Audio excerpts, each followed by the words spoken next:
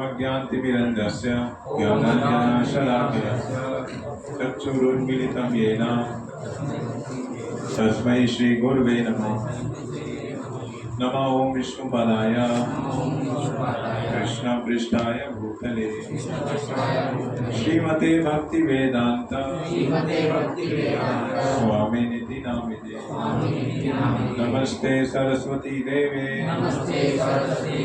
गौरवाणी प्रचारिणे निर्विशेष शून्यवादी पाश्चात्य देश तारिणे। नमो महावदन्याय कृष्ण प्रेम प्रदायते कृष्णाय कृष्ण चैतन्य नामने गौरतुसे नमः। हे कृष्ण करुणा सिंधु दीनबंधु जगतपते गोपेश गोपिका कांता राधा कांता नमस्तुते। तप्त कांचन गौरांगी राधे वृंदावनेश्वरी वृषभानुसुते देवी प्रणमामि हरिप्रिये। नीलाचल निवासाय नित्याय परमात्मने बलभद्र सुभद्राभ्यां जगन्नाथाय ते नमः। वाञ्छाकल्पतरुभ्यश्च कृपासिन्धुभ्येव च पतितानां पावनेभ्यो वैष्णवेभ्यो नमो नमः। जय श्री कृष्ण चैतन्य प्रभु नित्यानंद श्री अद्वैत गदाधर श्रीवासादि गौर भक्तवृंद। हरे कृष्णा कृष्णा कृष्णा हरे हरे हरे राम राम राम हरे हरे। आप लिंक को डाल दीजिए उसमें और आपका मोबाइल हमारा दीजिए, इसको रख दीजिए। नहीं जरूरत नहीं, वो मोबाइल वहाँ से करेंगे। हरे कृष्ण। हम लोग डिस्कस कर रहे थे, चैतन्य महाप्रभु बोलते हैं मेरे पास आम के बहुत सारे फल हैं मीठे, और मैं अकेला कितना बांट सकता हूँ। मुझे बहुत सारे भक्त चाहिए जो उसको बांटने में मेरी मदद करें। और जो आम का फल है वो है कृष्ण प्रेम। कृष्ण प्रेम के फल को मैं बांटना चाहता हूँ, और उसको बांटने का तरीका हरिनाम संकीर्तन। गोलोक प्रेमधन हरिनाम संकीर्तन। तो जीवन का लक्ष्य यही है, भगवान के नाम में रति, भगवान के नाम में आसक्ति होनी चाहिए।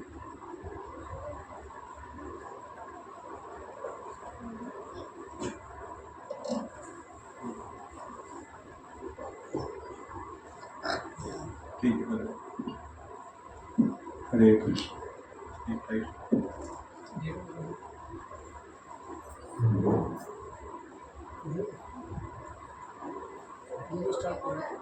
हाँ, जूम स्टार्ट कर दिया, आप उसको लिंक डाल के वहाँ।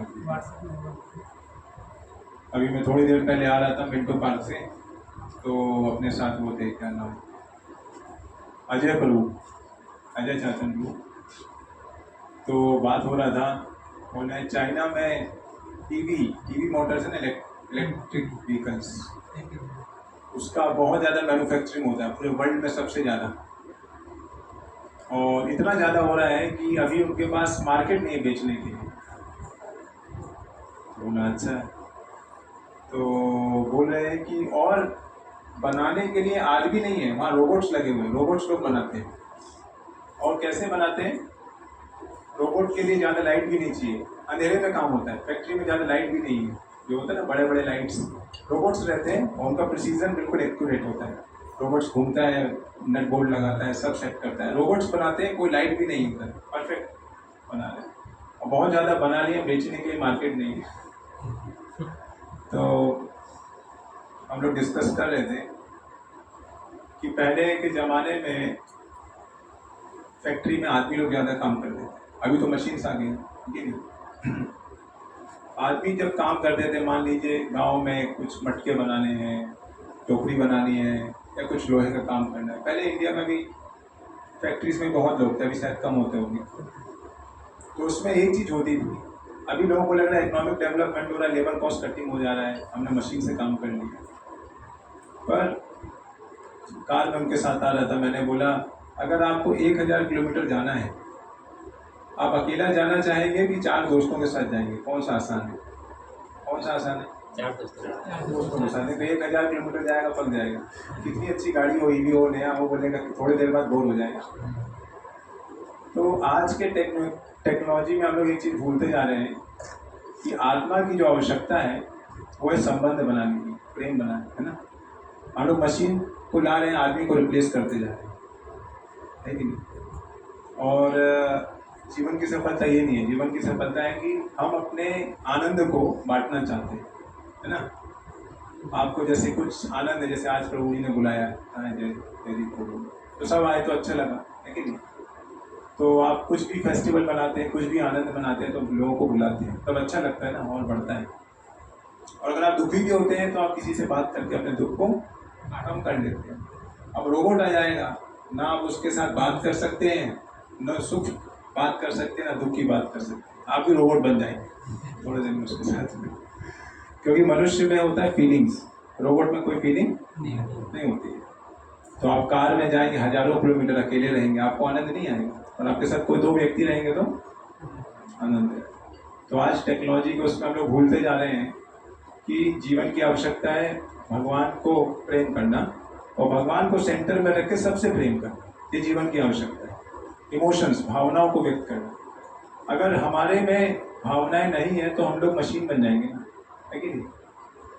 अभी कुछ मूवीज आती हैं हॉलीवुड में, होता है ना, जिसमें कि मशीन सब कुछ करती है, मशीन आदमी को ओवर पावर कर देती है। सो लोगों को लग रहा है advancement means more machines, but it is big problem, क्योंकि हम अपने इमोशंस को रिप्लेस नहीं कर सकते मशीन पे। लेकिन तो पहले के ज़माने में भले मशीन कम थी पर लोग ज़्यादा मिलते थे, बात कर रहे थे, कथा कीर्तन करते थे और ऐसे भी मिलते थे।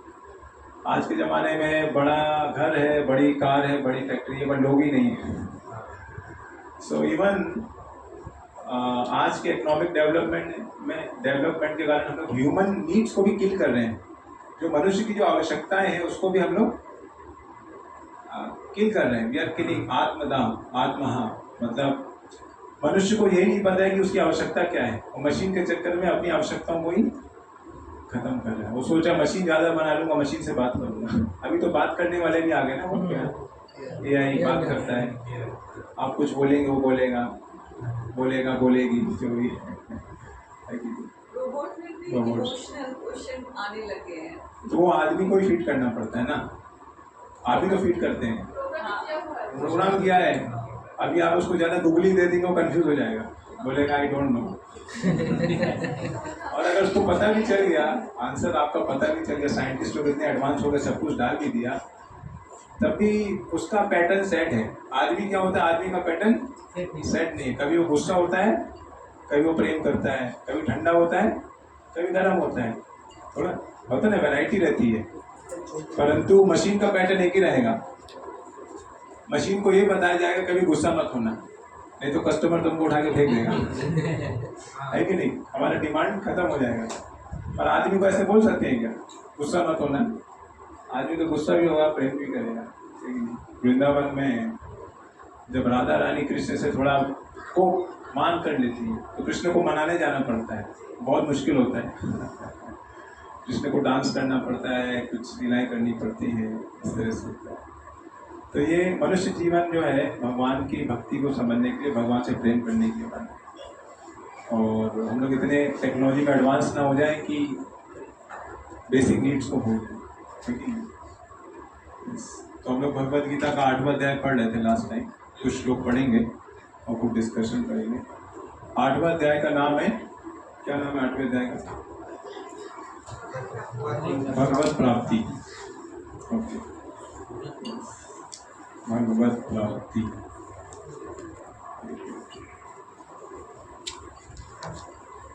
और उसमें 7 क्वेश्चन पूछे थे अर्जुन ने, है ना। अध्यात्म क्या है, अधिदैव क्या है, ब्रह्म क्या है, कर्म क्या है, अधिभूत क्या है, और अंत समय में कैसे भगवान को याद करना है अंत समय में। ओके, बास को कम करके ट्रिबल को बढ़ा दीजिए। बास को भगवत प्राप्ति।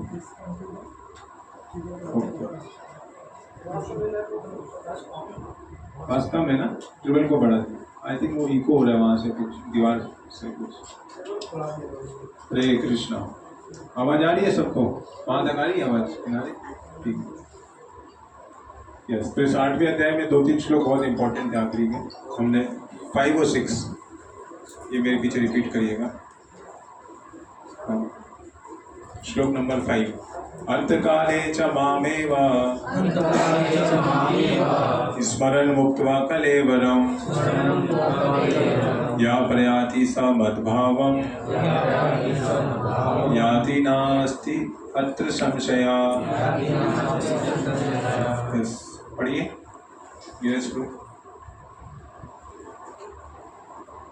और जीवन के अंत में जो केवल मेरा स्मरण करते हुए शरीर का त्याग करता है वह तुरंत ही मेरे स्वभाव को प्राप्त करता है, इसमें रंचमान भी संदेह नहीं है। भगवान कृष्ण बता रहे जो मुझे याद करता है जीवन के अंत में वो मुझे ही प्राप्त करता है, इसमें कोई संदेह नहीं है कि नहीं। हम लोगों ने कुछ उदाहरण भी डिस्कस किए थे। आई थिंक अजामिल का डिस्कस किया था। अजामिल ने भगवान को याद किया था आखिरी में और भगवान को प्राप्त किया। यस, उसके बाद एक और श्लोक पढ़ा था फेमस। यम यम वापि स्मरन् भावम यजन्ते अंत कलेवरम तम तम एवेति कौन्तेय सदा तद भाव भाविता। यम यम वापि स्मरन् भावा, जो जो भाव आप याद करते हो, त्यजन्ते कलेवरम, शरीर छोड़ते समय, तम तम एवेति कौन्तेय, उसी भाव को वो प्राप्त करता है, उसी भाव को उसी तरह के शरीर को प्राप्त करता है। सदा तद भाव भावित। पढ़िए। हे कुंती पुत्र, शरीर त्यागते समय मनुष्य जिस जिस भाव का स्मरण करता है वह उस भाव को निश्चित रूप से प्राप्त होता है। ओके। कल प्रभुपाद जी का एक लेक्चर सुन रहा था। प्रभुपाद हवाई में थे शायद, हवाई या जापान में कहीं, तो वहाँ पर सर्फिंग करते ना लोग, सर्फिंग देखा है वैसे ऐसे पानी के ऊपर। तो प्रभुपाद बता रहे थे सफरिंग है कि सर्फिंग है? Prabhupada is telling he is suffering by surfing. अगले जन्म में मछली बन जाएगा, इतना पानी में डुबकी मार रहा है, ये कर रहा है, उसके अगेंस्ट में जा रहे हैं, भगवान उसको मछली बना देंगे कि भाई अगले जन्म में पूरा करो, है कि नहीं? क्योंकि आखिरी में क्या याद आएगा कि मैंने कितना अच्छा सर्फिंग किया था हवाई में, सोचते सोचते अगले जन्म मछली बन जाएगा, है कि नहीं? मनुष्य जन्म मिला है भगवान के धाम जाने के लिए, और हम लोग क्या क्या सोचते हैं, क्या क्या विचार करते हैं, उसको प्राप्त कर लेते हैं। जो अटैचमेंट होता है उसी में उसका माना जाता है, और फिर उसको अगला शरीर वही मिलता है। क्योंकि जब हम आत्मा इस शरीर से निकलती है तो शरीर तो छूट जाता है, पर मन बुद्धि अहंकार आत्मा के साथ चले जाते हैं, उसको अगला शरीर मिलता है अकॉर्डिंगली। हम लोगों ने कुछ उदाहरण भी डिस्कस किए थे, एक दो। हाँ, भरत महाराज का था। भरत महाराज ने आखिरी में हिरण का विचार किया और हिरण का शरीर मिल गया, ठीक है। यस, और प्रभुपाद जी बताते हैं कि कोई अगर मांस खाना चाहता है, खून पीना चाहता है, तो उसको अगले जन्म में जंगली शेर कुछ मिल सकता है शरीर, जो उसको खून पीना है, मांस खाना आसान होगा ना। इंसान के तो दांत छोटे होते हैं, शेर का दांत बहुत बड़ा होता है, तो उसके लिए आसानी होगा ना मांस खाने के लिए, चम्मच भी नहीं लगेगी, काटना भी नहीं पड़ेगा सीधे। और कोई बहुत ईर्ष्या करता है, एनवी, तो जनरली वो लोअर स्पीशीज स्नेक वगैरह बन जाते हैं। अगर कोई कुछ भी खाता है, खाने पीने में कुछ कंट्रोल नहीं है, तो ये बिकम्स लाइक हॉग, सुअर बन सकता है। और किसी को सोना है, बहुत ज़्यादा सोता है, आलसी हो गया है, सोता रहता है, तो भगवान बोलेंगे मनुष्य जन्म में 23 घंटे, 22 घंटे, 24 घंटे, उससे ज़्यादा तुम सो ही नहीं सकते। आप सोओगे भी तो आपका पीठ में दर्द होने लगता है, तो आपको भालू बना देते हैं। भालू बन जाइए, सोते रहिए। है कि नहीं? कुंभकर्ण, कुंभकर्ण बनेगा डेंजरस हो जाएगा। इतना दुनिया में लड़ाई हो रही है और करा रहे हैं। ठीक है, तो और किसी ने दूसरों का खून पीने का शौक है तो उसको मच्छर भी बना सकते हैं, परेशान कर देना लोग। तो ये आखिरी समय जो याद करेंगे वो बन जाते हैं। अगर हम भगवान को याद करेंगे, भगवान के रूप को याद करेंगे तो भगवान के धाम जाएंगे, वैसे ही भगवान के जैसे शरीर मिलेगा, सच्चिदानंद स्पिरिचुअल बॉडी, है कि नहीं? ये श्लोक हमने पढ़ा था और ये बहुत फेमस श्लोक है, 7 नंबर। तस्मात् सर्वेषु कालेषु मामनुस्मर युद्ध च मयि अर्पित मनो बुद्धिर् मामेव शशि संशया। Therefore, तस्मात् सर्वेषु कालेषु, ऑलवेज माम अनुस्मर युद्ध च। कृष्ण बता रहे हैं कि मुझको याद करो और युद्ध करो, अपनी भक्ति के साथ अपनी सेवा भी करो, अनुस्मर और युद्ध दोनों करो। मयि अर्पित मनोबुद्धि, और अपने मन और बुद्धि को मुझको अर्पित करो। मयि अर्पित मनोबुद्धि, हम मन को कैसे अर्पित कर सकते हैं कृष्ण को? हमने डिस्कस किया था, मन को कैसे अर्पित करते हैं? श्रवण कीर्तन, कीर्तन में अपना मन लग गया कि नहीं? भगवान के नाम में, भगवान के सुंदर, देखिए ऑल्टर कितना अच्छा सजाया है, आके में एकदम बहुत आनंद आया। वेरी नाइस, हरि बोल। ऐसे ही सबके घर में होना चाहिए, ताकि आपका मन कहीं भी है, भगवान को देख के आप वहीं पहुंच जाएंगे उनके पास, है कि नहीं? एकदम सामने। बहुत सुंदर राधा गोविंद और गौर निताई के पिक्चर्स हैं अलग अलग, और हम लोग कुछ और फोटो लगा के रखते हैं घर में, तो फिर कुछ कहीं और पहुंच जाते हैं। बॉलीवुड, हॉलीवुड। मयि अर्पित मनोबुद्धि, और बुद्धि का प्रयोग कैसे होता है? बुद्धि का प्रयोग होता है इस चीज को देखने में, क्या चीज मुझे कृष्ण के पास ले जा रही है, क्या कृष्ण से दूर, सही और गलत का निर्णय। बुद्धि क्या करता है? राइट रॉन्ग, सही गलत का निर्णय करता है। और मन क्या करता है? भावनाएं, इमोशंस की ओर जाता है। अब भावनाएं दोनों तरह से हो सकती है, वो कृष्ण की ओर भी हो सकती है और माया की ओर भी हो सकती है कि नहीं? तो बुद्धि बताएगी किसकी तरफ जाओ, कृष्ण की तरफ जाओ। ये भावनाएं ठीक है। भावनाएं जो संसार की तरफ आती है, शरीर की तरफ आती है, वो भावनाएं फंसा देगी। क्योंकि अगर आपकी भावना इस वस्तु, जड़ वस्तु पर रहेगी, डेड मैटर, बोला ना पिछले श्लोक में, जो याद करोगे वो बन जाओगे फिर से। तो अगर आप डेड मैटर को, इस शरीर को याद करते रहोगे तो फिर से शरीर लेना पड़ेगा। तो बुद्धि का काम क्या है? बताना कि भावनाओं को कृष्ण की ओर लेके जाओ, भावनाओं को मटेरियल चीज के ऊपर, जड़ वस्तु पर नहीं जाओ, भावनाओं को स्पिरिचुअल उसमें लेके जाओ, स्पिरिचुअल कॉन्शियसनेस। मनोबुद्धि, मयि अर्पित मनोबुद्धि मामेव शशि संशया, तुम निश्चित रूप से मेरे पास आओगे। भावनाएं, कृष्ण भावना। तो प्रभुपाद ने इस आंदोलन का नाम दिया है कृष्ण भावनामृत संघ। कृष्ण भावना, भावना बहुत इंपॉर्टेंट। आई थिंक एक श्लोक आता ना, जाके जैसी भावना आके जैसी भावना। ये क्या तुलसीदास जी बोलते हैं? इसका मीनिंग क्या है? जिसकी जैसी भावना जैसी, जिसकी जैसी भावना रहे, प्रभु का मुहूर्त वैसे ही नजर आता है। प्रभु की सूरत वही नजर उसको आता है, वही जिसकी जैसी भावना। उसको नरसिंह देव, रामचंद्र, कृष्ण, किसको देखना है उसकी जो भावना है। पर किसी की भावना है कि भगवान निराकार है, फिर तो उसको निराकार ही दिखता है, मतलब उसी में चला जाता है, निराकार में लीन हो जाता है। इसलिए ये वैदिक कंसेप्ट में दोनों है, साकार और निराकार। और सही बात भी है कि भगवान उसके सामने प्रकट होंगे जो उनको चाहता है, जो नहीं चाहता है उसके सामने प्रकट नहीं होंगे, तो उसके लिए निराकार ही है कि नहीं? तो साकार अच्छा है कि निराकार अच्छा है? हाँ, साकार ही अच्छा है। पर इस दुनिया में साकार अच्छा है कि निराकार अच्छा है? इस दुनिया के हिसाब से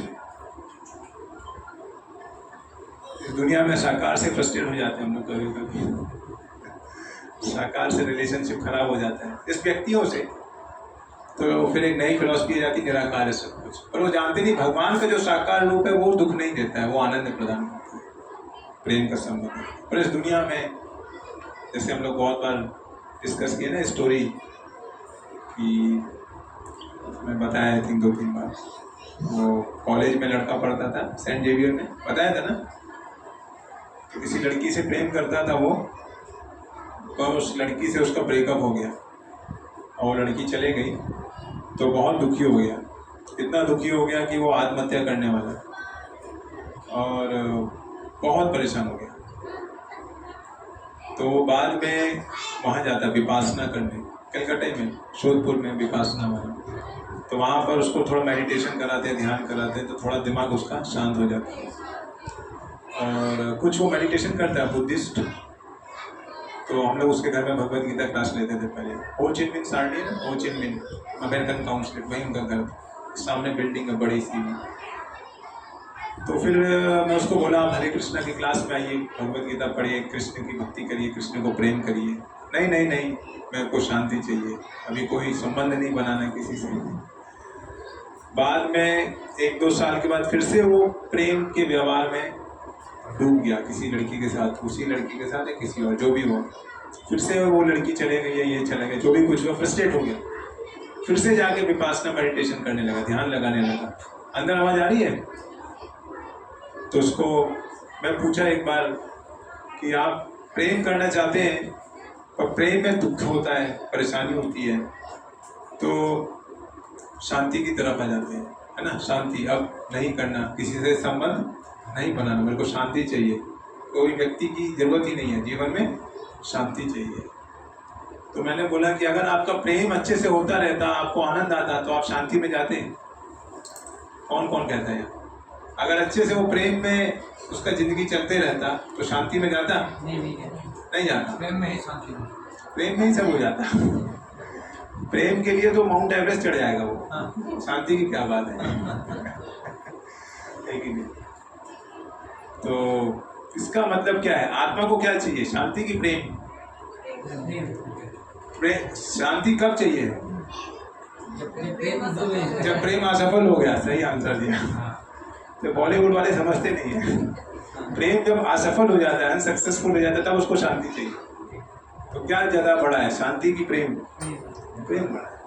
कृष्ण का नाम है क्या? प्रेम पुजारी। कृष्ण प्रेम, भगवान का रूप ही प्रेम है, मतलब कृष्ण और राधा रानी प्रेम की मूर्ति है। और जो इस चीज को समझ गया उसके लिए भक्ति करना आसान हो जाता है। जो इस चीज को नहीं समझेगा वो सोचेगा इस दुनिया में, बोलते ना अंगूर खट्टे हैं तो सब कुछ खट्टा है, ऐसा नहीं है। आपके साथ खट्टा हुआ इसका मतलब वो अंगूर खट्टे नहीं है। आपके साथ हो गया, सब नोट नकली है, नकली नहीं है। आपको नकली मिल गया ज्यादा, तो असली भी है कहीं, क्योंकि नकली कब आता है? असली के बाद ना, कि पहले कोई मोदी जी के नोट निकालने के पहले छाप देता बाजार में। इतना एडवांस तो हुआ नहीं इंडिया में, ऐसा होगा तो नोट चलेगा भी नहीं, नकली भी नहीं चलेगा। तो पॉइंट है कि असली है प्रेम करना, और जब व्यक्ति उसमें असफल हो जाता है इस संसार में, तो वो शांति की तलाश करता है। तो उसको हम लोग बोले थे आपकी क्या कहते हैं, इच्छा है पर आपको मिल नहीं रहा, मतलब आपका टारगेट गलत है, आप निशाना लगा रहे हो पर टारगेट गलत है। आप कृष्ण के पास जाइए, भक्तों के पास जाइए। तो मई अर्पित मनोबुद्धि, तो अपनी मन को, भावनाओं को कृष्ण की ओर लाना है, बुद्धि से हमको इसको यूज करना है। एक हमने पढ़ा था 7 वर्ष में 8 नंबर, अभ्यास योगेन युक्तेन चेतसा नान्यगामिना परम पुरुषम दिव्यम याति पार्थ अनुचिंतयन्। यस पढ़िए।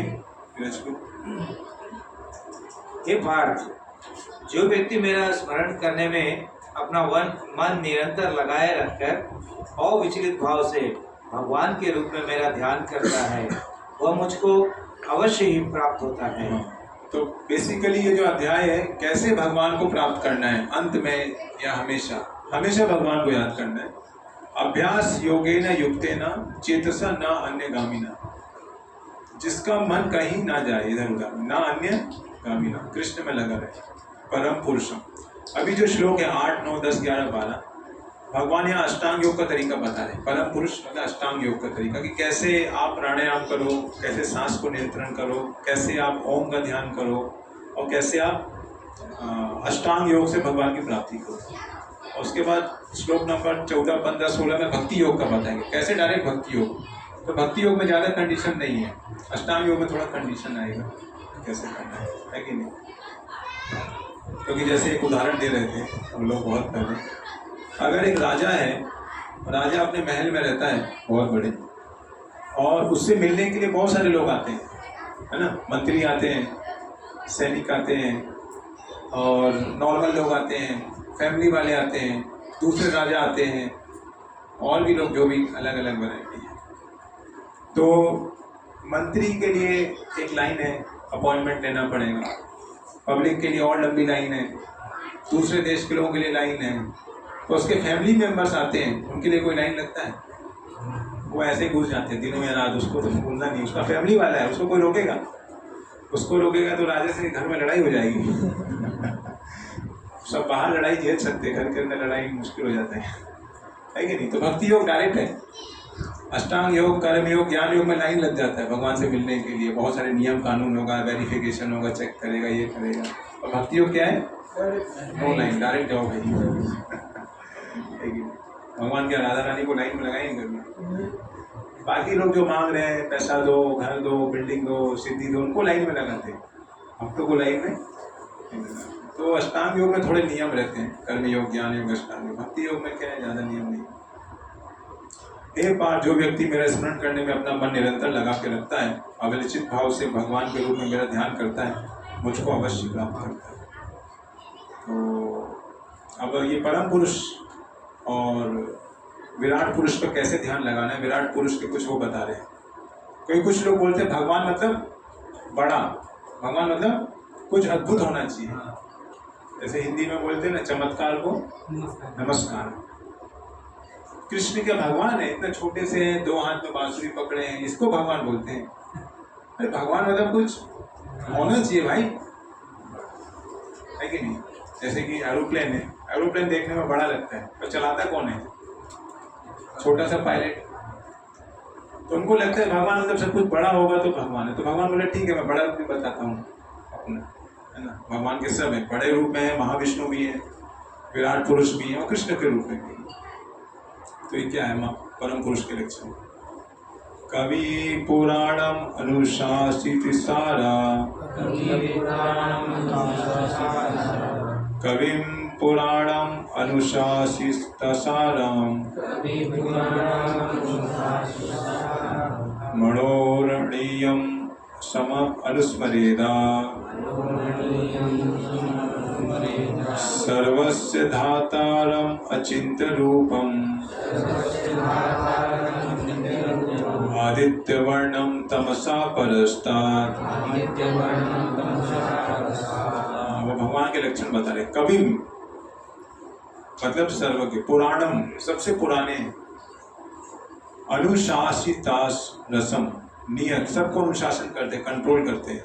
अणु, अणु की तुलना बहुत छोटे भी हैं, अणीय साम बहुत लघुत हैं। अनुस्मरित उनको याद करो, सर्वस्व हर जगह, धाता राम सबके पालक है, अचिंत्य अकल्पनीय है, बहुत छोटे भी हैं बहुत बड़े भी हैं। रूपम जिनका ऐसा रूप है, स्वरूप आदित्य वर्णम सूर्य के जैसे तेजवान, तमसा अंधकार से दिव्य परे पढ़िए। मनुष्य को चाहिए कि परम पुरुष का ध्यान सर्वज्ञ, पुरातन, नियंता, लघुतम से भी लघुतर, प्रत्येक का पालन करता, समस्त भौतिक बुद्धि से परे, अचिंत्य तथा नित्य पुरुष के रूप में करे। वे सूर्य की भांति तेजवान हैं और इस भौतिक जगत से परे दिव्य रूप हैं। तो अभी किसी को बड़े रूप में देखना है, कुछ विशेष देखना है तो ऐसे ध्यान कर लिया। वो सर्वज्ञ है, सबसे पुरातन है, सबके नियंता है, सबसे लघुत्तर है, प्रत्येक के पालन करता है, समस्त भौतिक बुद्धि से परे है, अचिंत्य है, नित्य पुरुष के रूप में है, सूर्य की भांति तेजवान है और इस भौतिक प्रकृति से परे है और दिव्य रूप है। समथिंग लाइक जैसे कि 11वें अध्याय में आता है भगवान का विराट रूप आता है ना, अर्जुन को दिखाते हैं, नहीं कहो उस तरह से, तो उनके लिए जो भगवान को इस तरह से देखना चाहते हैं। जब अर्जुन ने भगवान को विराट रूप में देखा था, बहुत भयंकर, बहुत सारे सर, हाथ, पांव, बहुत ही विकराल, तब अर्जुन डर गए थे। और अर्जुन क्या बोलते हैं, भगवान आपका वही रूप वापिस ले आइए। अर्जुन के रोमांच हो गए थे, एकदम अश्रु, एकदम घबरा गए थे अर्जुन। मतलब अर्जुन जैसा व्यक्ति क्षत्रिय अगर डर गया तो हम लोग तो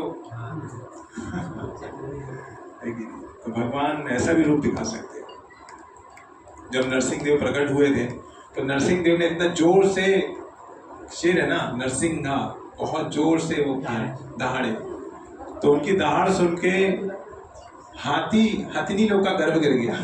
इंसान का क्या, हाथी, बड़े बड़े हाथी शेर सब भाग गए उनके।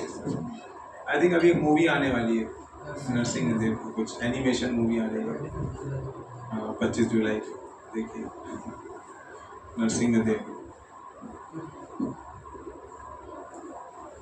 पर भगवान यशोदा माता के साथ बहुत सरल रहते हैं, सिंपल रूप में रहते हैं। वहां पर वो यशोदा से डर जाते हैं, वो सबको डरा सकते हैं, सबकी मृत्यु है, पर वो यशोदा माता से डर जाते हैं क्योंकि प्रेम के कारण है कि नहीं, वो उनसे प्रेम करती है, वात्सल्य प्रेम के कारण। ठीक है, यस। प्रयाण काले मनसा चलेना भक्त्या युक्तो योग बलेन चेवा मध्ये प्राणम मावेश सम्यक सातम परम पुरुषम उपेति दिव्यम। मृत्यु के समय जो व्यक्ति अपने प्राण को भौहों के मध्य स्थिर कर लेता है और योग शक्ति के द्वारा अविचलित मन से पूर्ण भक्ति के साथ परमेश्वर के स्मरण में अपने को लगाता है, यह निश्चित रूप से भगवान को प्राप्त होता है। यहाँ पर बताया है ये जो अष्टांग योग है, इसमें भक्ति और योग दोनों है, योग मिश्र भक्ति है ये, क्योंकि एक तो उसको अपने अंत में अपने प्राण को भौहों के मध्य लाना है। आपने देखा होगा ना, योगी लोग चक्र प्राण को उठाते हैं, धीरे धीरे प्राण ऊपर के चक्रों में लाते हैं और ये ब्रह्मरंध्र से आत्मा निकल जाती है, सहस्त्रार चक्र से। पर उसमें भी भक्ति करनी, पूर्ण भक्ति के साथ परमेश्वर का स्मरण करना है। भ्रूण मध्य प्राण आवेश सम्यक भक्त्या युक्तो योग बले। इवन ये जो कर्म योग है, ज्ञान योग है, अष्टांग योग है, इसमें भी भक्ति चाहिए। मान लीजिए जो उदाहरण दिया, राजा का महल है, उसके घर वाले लोग तो डायरेक्ट चले जाते हैं, पर मंत्री और पब्लिक और दूसरे राज्य के लोग, उनका अपॉइंटमेंट है, लाइन है, पर उसमें अगर उसके अंदर एक अच्छा फीलिंग नहीं है राजा के प्रति, एक गुड फीलिंग, फ्रेंडशिप, तो उसको जाने देंगे? उसको बोलेंगे इसको भागो, डेंजर आदमी है। अभी अमेरिका जाता है, वीज़ा का बहुत टेस्ट होता है कि नहीं? तो एक भक्त एक है, जा रहा था, एक लड़का है, तो बोला तुम गए? तो बोला हाँ सब गया है, अमेरिका बाकी है, उनके पापा का ट्रैवल एजेंसी है। तो बोलता है अमेरिका गए? तो बोला नहीं। तो मैं बोला पाकिस्तान गए, बांग्लादेश गए? तो बोला प्रभु जी पाकिस्तान का नाम मत लीजिए, पाकिस्तान का स्टैंप लेके अमेरिका वाला जाने नहीं देगा। पता नहीं पता होगा। तो पॉइंट है कि जिसको भी लगता है खतरा, जाने देगा क्या? वो ये कंट्री वाले इसको जाने मत। तो भगवान का तो सीसीटीवी सब जगह लगा, अंदर से देख लेंगे ना। तो पॉइंट ये है कि हर योग में, अष्टांग योग हो, कर्म योग हो, ज्ञान योग हो, उसमें भी भक्ति लगती है। भक्त्या युक्तो योग बलेन चेवा, भक्ति से जाना है, भक्ति के बिना आप जा नहीं सकते। और जो डायरेक्ट भक्ति करते हैं उनके लिए अच्छा है। श्लोक नंबर 11, यदाक्षरं वेद विदो वदन्ति विशन्ति यद तयो वीतरागा यदि छन्तो ब्रह्मचर्य चरन्ति तथे पदम संग्रहेण प्रवक्षे। अब वो ओम का करते हैं, ओम यदा अक्षरम, पढ़िए, ओम बोलना है उनको आखिरी में। जो वेदों के ज्ञाता हैं, जो ओंकार का उच्चारण करते हैं और जो संन्यास आश्रम के बड़े बड़े मुनि हैं, वे ब्रह्म में प्रवेश करते हैं। ऐसी सिद्धि की इच्छा करने वाले ब्रह्मचर्य व्रत का अभ्यास करते हैं। अब मैं तुम्हें वह विधि बताऊंगा जिससे कोई भी व्यक्ति मुक्ति लाभ कर सकता है। तो वेदों के ज्ञाता होते हैं, ओम का उच्चारण करते हैं, संन्यास आश्रम में ब्रह्म में प्रवेश करते हैं, ब्रह्मचर्य व्रत का पालन करते हैं।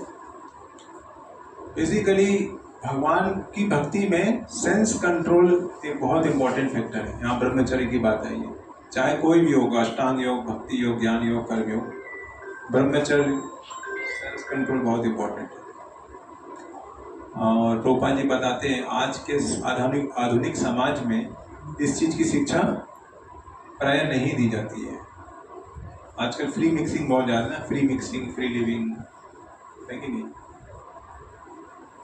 आईआईटी में एक हॉस्टल था, हम लोग जब खड़गपुर में थे, 18-19 हॉस्टल थे। तो उसमें जो बीटेक एमटेक जो होते हम लोग था, उसमें लड़कों का हॉस्टल, लड़कियों का हॉस्टल अलग था। एक वहाँ पर एक कॉलेज था, वीजी सोम MBA कॉलेज था, PGCM। तो उसमें आई थिंक एक ही हॉस्टल में लड़के लड़की रहते थे, अलग अलग रूम। तो 2004-5-6 उस समय की बात है, काफ़ी अजीब था। आजकल तो शायद नॉर्मल है। हम लोग बोलते हैं कौन सा हॉस्टल है, लड़कों का अलग होता है, लड़कियों लोग एक ही साथ एक ही हॉस्टल में रहते हैं। तो पढ़ाई करेगा कि टाइम करेगा।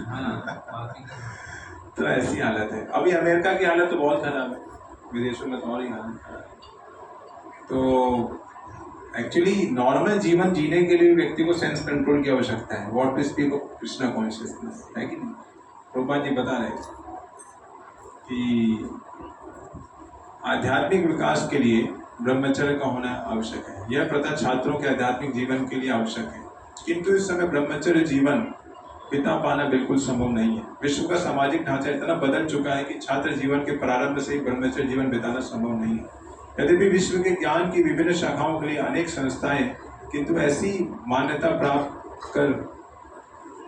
प्राप्त एक भी संस्था नहीं है जो ब्रह्मचर्य के सिद्धांतों की शिक्षा प्रदान की जा सके। ब्रह्मचर्य के बिना आध्यात्मिक जीवन में उन्नति कर पाना अत्यंत कठिन है। तो इस्कॉन में अतः कलयुग के लिए शास्त्रों के आदेशानुसार भगवान चैतन्य ने घोषणा की है कि भगवान कृष्ण के पवित्र नाम हरे कृष्ण कृष्ण कृष्ण हरे हरे, हरे राम राम राम हरे, कि जब के अतिरिक्त परमेश्वर के साक्षात्कार का कोई अन्य उपाय नहीं। अगर हम हरे कृष्ण मंत्र अच्छे से करेंगे तो धीरे धीरे हम अपने इंद्रियों को भी कंट्रोल कर पाएंगे। भगवान के नाम करने सब कुछ हो जाएगा। भगवान का नाम में इतनी शक्ति है, चैतन्य महाप्रभु बोलते हैं नाम नाम अकारी बहुधा निज सर्वशक्ति। भगवान के नाम में भगवान की पूरी शक्ति है, स्वयं भगवान है। नाम नामी अभिनित्वम, भगवान का नाम और भगवान एक है। तो जब भगवान के नाम का आश्रय लेते हैं तो भगवान की कृपा से हम अपने इंद्रियों को, मन को संयमित कर पाते हैं और भगवान की भक्ति में लगा पाते हैं। Otherwise difficult. और इसलिए प्रभुपाद जी ने इस्कॉन में 4 नियम प्रदान किए, सही बात, इसको पालन करें। जुआ ना खेलें, जुआ, लॉटरी, सट्टा, इस तरह से। नशा करने से बचें, किसी भी तरह का नशा। और मांस ना खाएं, नॉनवेज। और चौथा क्या है, अवैध संबंध, पर स्त्री पर पुरुष संपर्क ना रखें। 4 नियम दिए गए। बेसिकली इस्कॉन के अलावा लगभग ये कुछ गिनी चुनी संस्थाओं के अलावा इन चीज़ों को कोई बताता नहीं है, क्योंकि अगर इन चीज़ों पर जोर दिया जाएगा तो शायद लोग नहीं आएंगे। बोलेंगे कि यहाँ तो बहुत नियम कानून है, पर अच्छा चीज़ के लिए थोड़े नियम कानून पालन करना पड़ता है कि नहीं। अगर आप डायमंड की दुकान में जाएंगे तो कितना लोग आते हैं डायमंड खरीदने? कम लोग आते हैं। मछली बाजार जाएंगे, कितने लोग आते हैं? मतलब आप लोग मत जाइए, सॉरी। सब्जी मार्केट जाएंगे तो कितने लोग आते हैं? बहुत लोग आते हैं कि नहीं। क्यों आते हैं? 2 रुपये किलो, 5 रुपये किलो। शायद अभी महंगा होगा बरसात के कारण, और डायमंड बहुत महंगा है, तो उसके लिए आपको प्राइस देना पड़ेगा। अच्छा चीज़ के लिए प्राइस देना पड़ता है। सस्ता चीज़ तो अभी बोलेगा कि आप नॉनवेज खा सकते हो, शराब पी सकते हो, और जो भी करना कर सकते हो, और मंत्र भी ले लो, मंत्र लेके करते रहो, तो कितने लोग जाएंगे वहाँ? ज़्यादातर लोग वहीं जाएंगे भाई। सबके साथ दिक्कत क्या है? सब तो है जरा, है कि नहीं।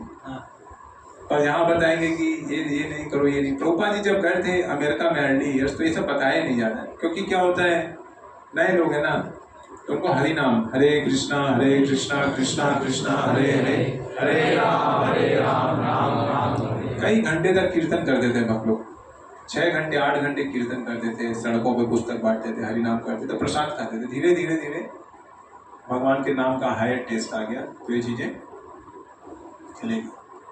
बेसिकली सबको टेस्ट चाहिए ना, हायर टेस्ट। जब आपको टेस्ट मिलता है, रस मिलता है, तो आपका लोअर टेस्ट चला जाता है। रस तो एक जो इंद्रियों का रस है, ये इंद्रियों का रस है। शराब, नशा, मांस, ये इंद्रियों का रस है। और जब उसको अच्छे प्रेम का संबंध का रस मिलता है, भगवान से प्रेम करता है, उसका रस मिलता है, तो इंद्रियों का रस की उतनी आवश्यकता रहती है बेसिक मेंटेनेंस के लिए, शरीर के लिए, रोटी कपड़ा मकान, है कि नहीं। पर वो भगवान के प्रेम का रस का आस्वादन नहीं कर पा रहा है, तो उसको इंद्रियों का रस चाहिए। कौन सा? खाना पीना, आँख, जीवा, जो भी है, इंद्रियों को वो कर रहा है। और जब भगवान से प्रेम का संबंध हो जाता है, भगवान से, भक्तों से, तो फिर उसकी आवश्यकताएं उससे पूरी होती है, रस वहाँ से मिलता है। तो इंद्रियों का रस से अच्छा है संबंधों का रस। और भगवान से 5 तरह के संबंध बनते हैं: माधुर्य, वात्सल्य, साख्य, दास्य और शांत रस। शांत रस मतलब गाय, पर्वत, नदियाँ, पेड़, ये भगवान से जो संबंध है उनका, वो शांत रस है। मतलब वो भगवान को अप्रिशिएट करते हैं, भगवान बहुत महान है, ये शांत रस का संबंध है। उसके बाद है दास्य रस। दास्य रस के संबंध में वो भगवान के दास हैं, जैसे हनुमान जी हैं और प्रहलाद महाराज हैं। हनुमान जी दास्य भक्ति में है ना। जब वो पूछते हैं रावण कौन हो, क्या बोलते हैं? मैं राम जी का दास हूँ। इतना महान, एकदम देखिए, इस दुनिया में किसी को बोलते हैं कि आप अपने आप को दास बोलो तो क्या लगता है? थोड़ा अजीब लगता है, दास। तो भगवान के भक्तों को बहुत आनंद आता है। भगवान भी बोलते हैं अहम भक्त पराधीना, मैं भी अपने भक्तों का दास हूँ।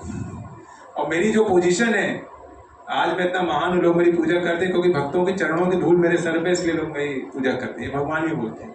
तो वहाँ पर कॉम्पिटिशन चल रहा है, सब दास बनना चाहते हैं, भगवान भी, भक्त भी। और यहाँ क्या चल रहा है? सब बॉस बनना चाहते हैं, boss boss boss boss boss, सबसे ऊपर। मैं नीचे नहीं, ऊपर रहूंगा, और ऊपर से सबसे ऊपर चले जाऊंगा। टाइम खत्म, game over, game over, video game में होता है ना, गेम ओवर। रूपा जी जापान में गए थे एक बार, वहाँ पर वो बैठा हुआ था, एक डाई निप्पन कंपनी था, डाई निप्पन। वो प्रभुपाद जी की भगवत गीता छापते थे, कृष्णा बुक छापते थे। तो प्रभुपाद जी और तमाल कृष्ण महाराज गए थे, और वहाँ पर उनका पूरा एग्जीक्यूटिव टीम बैठा था। डाई निप्पन उस समय वर्ल्ड का सबसे बड़ा वो था, पब्लिशर, बुक डिस्ट्रीब्यूशन में। तो रेट का वो चल रहा था बहुत। प्रभुपाद जी भी अच्छे बार्गेनिंग करने में एक्सपर्ट है, तमाल कृष्ण महाराज भी एक्सपर्ट थे। तो उसने बोला एक बुक का $2 लूंगा उस समय कुछ। प्रभुपाद जी बोले $2? इतना महंगा, $1 दूंगा। तो सब लोग बोले अरे $1 में कैसे आएगा? तो तमाल कृष्ण महाराज बोलते हैं ठीक है, आप लोगों ने 2 बोला, मैं स्वामी जी को समझाता हूँ, रुकिए कुछ करता हूँ, $1.5 में कर देंगे, मैं नेगोशिएट करा देता हूँ, मीडिएशन। तो लोग बोले हाँ ये आदमी ठीक है। बाद में वो $1.5 करके हो गया। वो लोग $1.5 नहीं लेके आए थे मन में, और पहले से वो ऐसे ऐसे बात करके उनको घुमा के। तो वहाँ पर एक एग्जीक्यूटिव बैठा था, आखिरी में सब चले गए, प्रभुपाद और तमाल कृष्ण महाराज बैठे थे। तो प्रभुपाद पूछते हैं what is the goal of your life, तुम्हारे जीवन का लक्ष्य क्या है? तो वहाँ पर बहुत सारे विजिटिंग कार्ड रखते हैं ना, विजिटिंग कार्ड टेबल में रहते हैं। तो सब विजिटिंग कार्ड लेता है, वो सबसे नीचे वाला है ऐसे रखता है, उसके ऊपर बॉस का, फिर उसके बॉस का, बॉस का, बॉस का, सब रखता है। आखिरी में अपना कार्ड निकाल के सबसे ऊपर रखता है कि मैं बॉस बनना चाहता हूँ। तो प्रभुपाद बोले दिस इज द डिसीज। इस दुनिया में हर कोई बॉस बनना चाहता है, इसलिए परेशान है। कृष्ण गीता में बोलते हैं ना, भोक्ताराम यज्ञ तपसाम सर्वलोका महेश्वरम सुहृदम सर्वभूतानाम ज्ञात्वा माम शांति मुच्यते।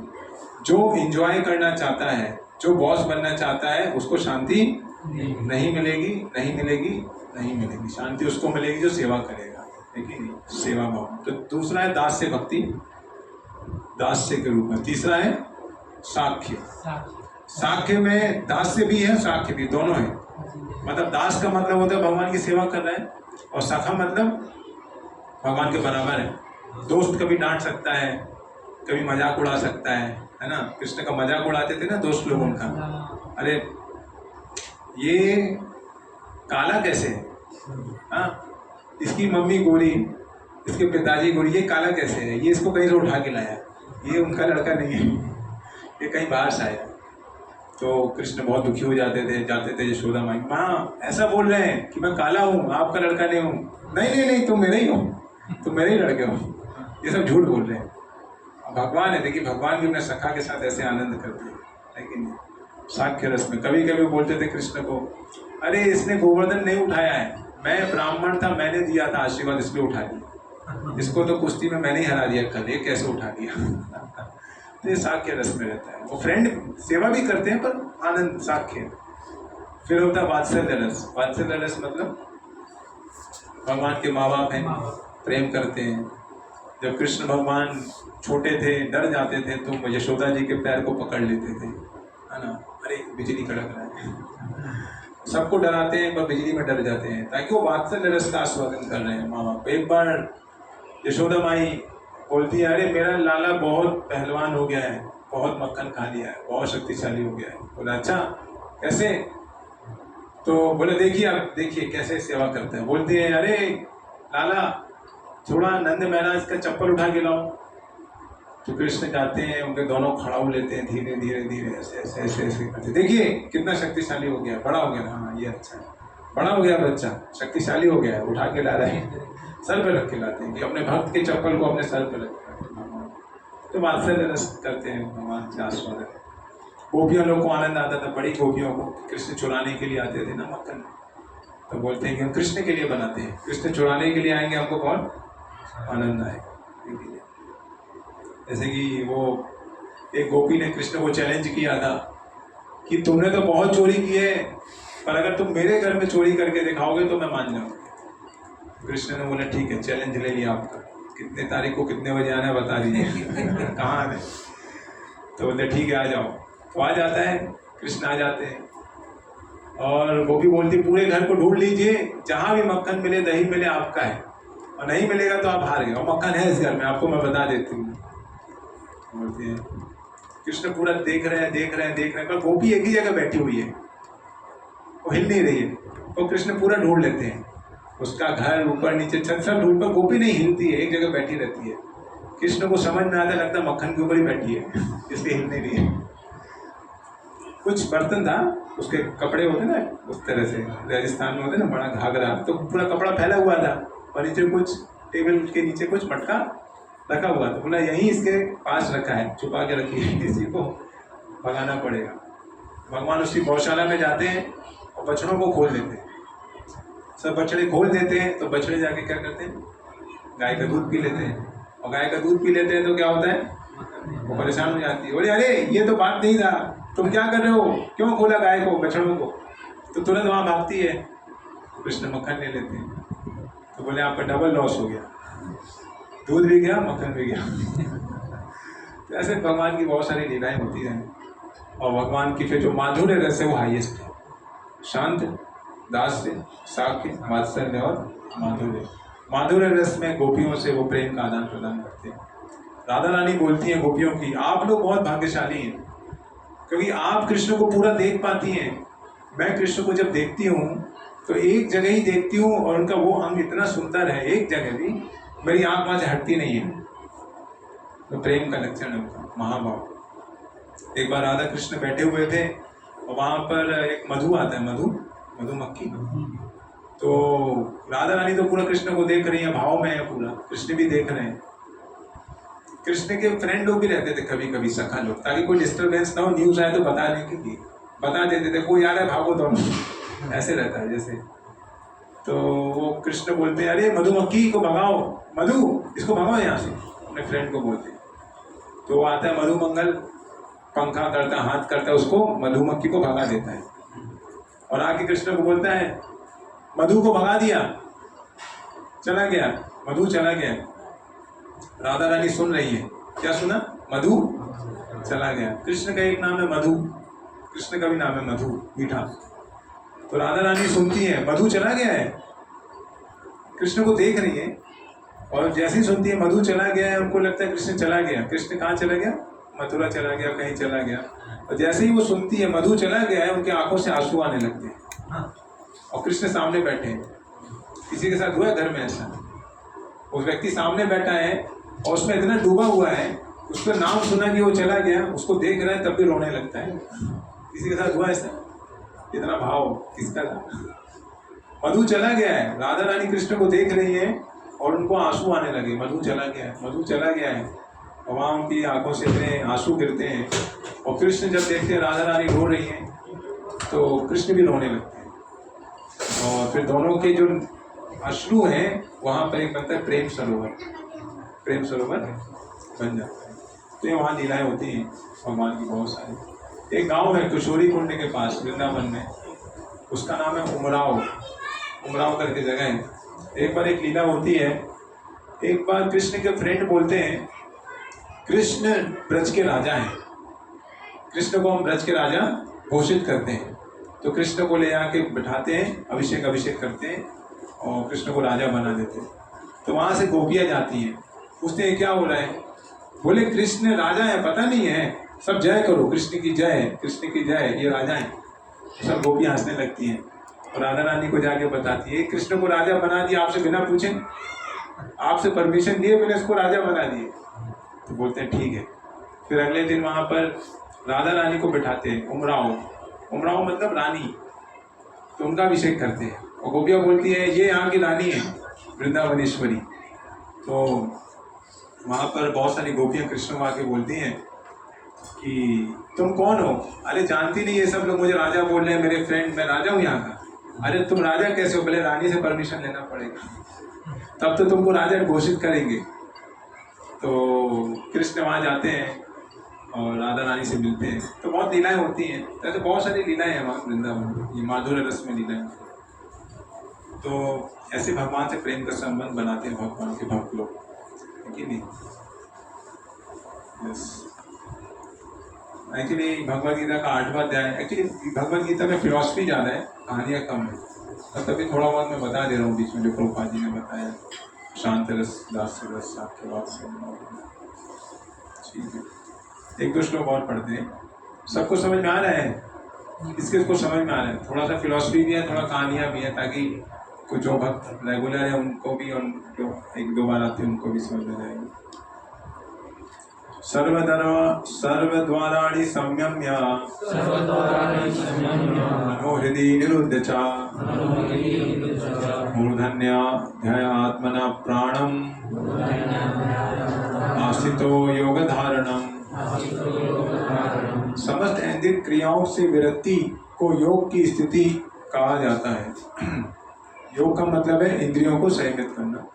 इंद्रियों के समस्त द्वारों को बंद करके तथा मन को हृदय में और प्राण वायु को सिर के ऊपर केंद्रित करके मनुष्य अपने को योग में स्थापित करता है। तो इंद्रियों को संयमित करो, प्राण को यहाँ पर स्थापित करो, ये अष्टांग योग है।